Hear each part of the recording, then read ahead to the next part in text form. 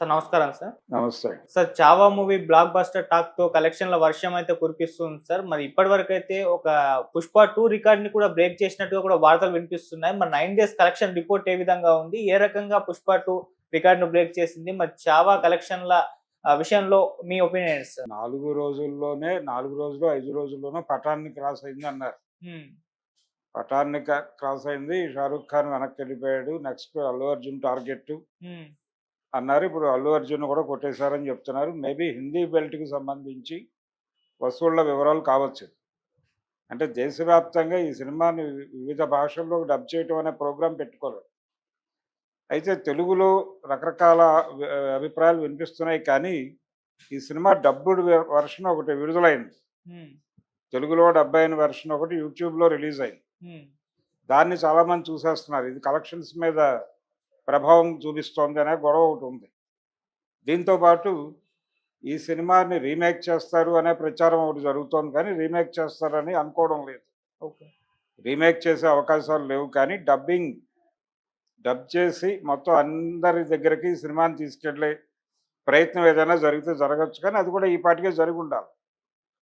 ఇప్పటివరకు చేయలేదంటే వాళ్ళు ఆ ఉద్దేశంతో లేరనైనా అనుకోవాలి. లేదు హిందీ సినిమాకి ఎలాగో నేషనల్ మార్కెట్ కదా! నేషనల్ మార్కెట్ వరకే పరిమితం కాబట్టి, మిగిలిన వ్యవహారాలు మనకొద్దు అనుకునైనా ఉండాలి. కానీ బడ్జెట్ వర్కౌట్ అవ్వాలంటే ఖచ్చితంగా ఇతర భాషల్లో డబ్ చేయాల్సిన అవసరం ఉంది. పర్టిక్యులర్‌గా దక్షిణాది ప్రేక్షకులకి సబ్జెక్ట్ డ్రైవ్ అవ్వాలన్నా, వాళ్ళకి ఇంజెస్ట్ అవ్వాలన్నా గానీ, ఖచ్చితంగా ప్రాంతీయ భాషల్లో డబ్ చేయటం ద్వారా మాత్రమే అవుతుంది. ఇది ఒక రకంగా ప్రాపగాండా సినిమానే.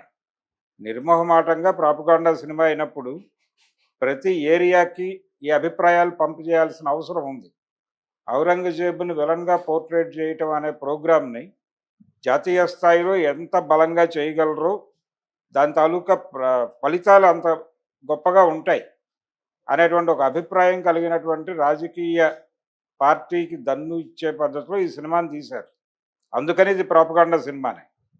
ఈ ప్రాపగాండా సినిమా అయినప్పుడు రూరల్ లాంగ్వేజెస్‌లో, రీజనల్ లాంగ్వేజెస్‌లో, రూరల్ కాదు రీజనల్ లాంగ్వేజెస్‌లో దీన్ని ఖచ్చితంగా పంప్ చేయాల్సి ఉంటుంది. మరి ఏ కారణం చేతో వాళ్ళు హిందీ మాత్రమే వేశారు. ఒకవేళ తమిళనాడులో యాంటీ హిందీ స్టేట్మెంట్స్ వస్తున్నాయి డీఎంకే నుంచి అని. హిందీని రుద్దటంలో భాగంగా ఈ సినిమా హిందీ వెర్షనే రిలీజ్ చేశారేమో తెలీదు గానీ, ఇది రీజనల్ లాంగ్వేజెస్‌లో కూడా వస్తే బానే ఉంటుంది. జనం హ్మ్. చూస్తారు. కనెక్ట్ అవుతారు. అంతటా ఆ మూడయితే ఉంది. ఆ మూడ్‌ని క్యాప్చర్ చేసుకొని దాన్ని రెవెన్యూగా కన్వర్ట్ చేసుకోవడమే సినిమా వాళ్ళు చేయాల్సిన పని. ఇందులో చరిత్ర చెప్పారా? లేకపోతే చరిత్ర కానిది చెప్పారా? కల్పితం చెప్పారా? ఇలా రకరకాల వ్యాఖ్యానాలున్నాయి ప్రపంచంలో. అంటే శివాజీ, శంభాజీ అలాగే శివాజీ రెండో భార్య కుమారుడు వీళ్ళందరి పేర్లు ఇప్పుడు అందరికీ ఇంటింటి పేర్లుగా మారినాయి. మారిపోయి వీళ్ళ జీవిత చరిత్రల మీద రకరకాల తవ్వకాలు జరిగిపోతున్నాయి ప్రతి రీజనల్ లాంగ్వేజ్‌లోను. ప్రతి ప్రాంతీయ భాషలోనూ, ఆ భాషల్లో ఉన్నటువంటి సోషల్ మీడియా నెట్వర్క్స్‌లోను, ఆహ్, ఆ భాషల్లో ఉన్నటువంటి మెయిన్ స్ట్రీమ్ ఛానల్స్‌లోను, పేపర్‌లలోను కూడా ఇదే చర్చ జరుగుతోంది. నిన్న కూడా 'ప్రజాతంత్ర' అనేటువంటి పత్రికలో ఎవరో ఢిల్లీ నుంచి ఒక స్టోరీ రాశారు. ఒక ఒక దాన్నేమిటంటాం? న్యూస్ ఐటెమ్ కాదది. ఒక ఫీచర్ ఐటెమ్ రాశారు. ఆ ఫీచర్ ఐటెమ్‌లో చాలా క్లియర్‌గా శివాజీకి సంబంధించి ఆ చరిత్రని తవ్వి తీసినటువంటి సర్దేశాయి అనే ఆయన 'హిస్టరీ ఆఫ్ మరాఠాస్' అనేటువంటి పుస్తకంలో మెన్షన్ చేసినటువంటి విషయాల్ని బయటకు తీసి రాస్తూ వచ్చారు.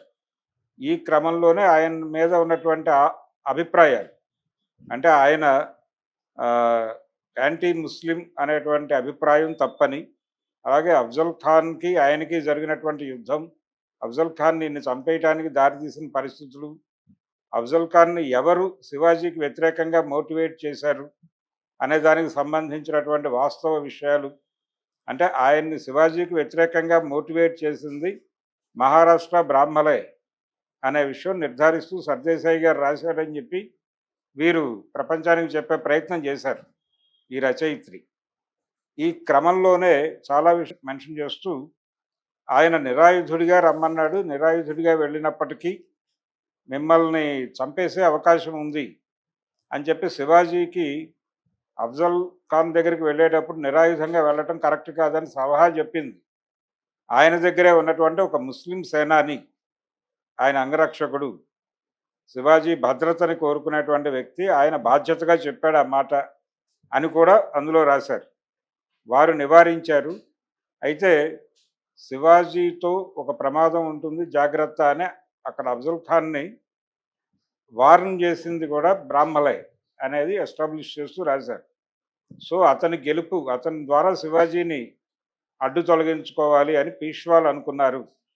తర్వాత ఏర్పడింది పీష్వా రాజ్యమే కాబట్టి పీష్వా రాజ్యానికి ఇబ్బందిగా ఉన్నటువంటి శివాజీని ఏదో పద్ధతిలో తొలగించడం కోసం అఫ్జల్ ఖాన్ని వీళ్ళే రెచ్చగొట్టి శివాజీ మీదకి పురికొల్పారు అనేది కథనం. అయితే లోపలికి వెళ్ళిన తర్వాత ఈ ఈ ముస్లిం సేనాని కొన్ని అంటే ఆయుధాలుగా కనిపించని ఆయుధాలని శివాజీ దీనిలో పెట్టేసి పులిగోర్లు ఇలాంటివి, ఇనప గోర్లు ఇలాంటివి పెట్టేసి పంపించేసి అక్కడ జరిగినటువంటి ద్వంద్వ యుద్ధంలో అతన్ని చంపేశాడు శివాజీ అనేది ఒక కథని ఎస్టాబ్లిష్ చేసి చెప్తున్నారు. ఇలా రకరకాల చర్చలు జరిగిపోతున్నాయి ఆ సినిమా మీద.